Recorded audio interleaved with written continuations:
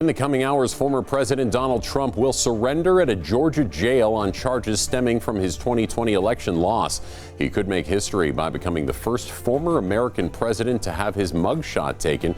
He'll be released from custody after posting a $200,000 bond. Several of Trump's co-defendants turned themselves in yesterday. The rest have until tomorrow to surrender. In the first 2024 Republican presidential debate is officially in the books. 8 candidates took the stage last night in Wisconsin. They talked about several topics, including abortion, the economy, climate change, and Ukraine.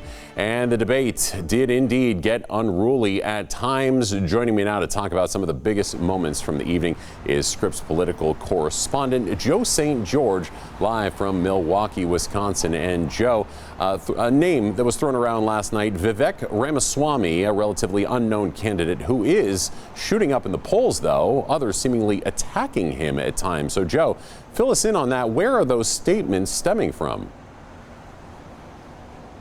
Yeah, I think a couple of big takeaways, right? Maybe people are waking up, watching their coffee, people's lives are busy, didn't have time to watch the debate. What you need to know, if you thought this was going to be a 2-hour bashing of former President Trump because he decided to skip the debate, that wasn't the debate that unfolded. In fact, Mr. Trump and the phrase indictments or arraignments didn't come up until about an hour into the debate. This was a debate very much about policy and about substance. Candidates actually showed very little eagerness to bring up Mr. Trump's name when they were asked certain questions. A unique strategy, certainly maybe a bit surprising considering the fact former President Trump is up by 40 percentage points in the race for the Republican nomination when you look at Real Clear Politics' latest averages. But what you were getting at there, Matt, was the individual who was attacked the most on the debate stage last night here in Milwaukee, Wisconsin. 38-year-old political newcomer Vivek Ramaswamy. He took attacks incoming from former Vice President Mike Pence, former Governors Chris Christie, Nikki Haley. Usually, Matt, you go after the individual who your campaign is perhaps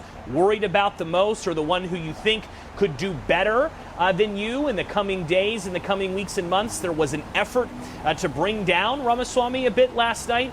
But the Ramaswamy campaign, we were in the spin room last night. They were happy with how his candidate performed. In fact, the search phrase Ramaswamy, who is Vivek Ramaswamy, was one of the most popular internet searches last night. Now we all wait for the polls. Did this debate change anything, Matt? Yeah, a good question there. But, Joe, I want to also ask you, of course, about the front runner that we've got. Former President Donald Trump, of course, not present last night, and he's expected in Georgia this morning. So how will this impact the GOP race?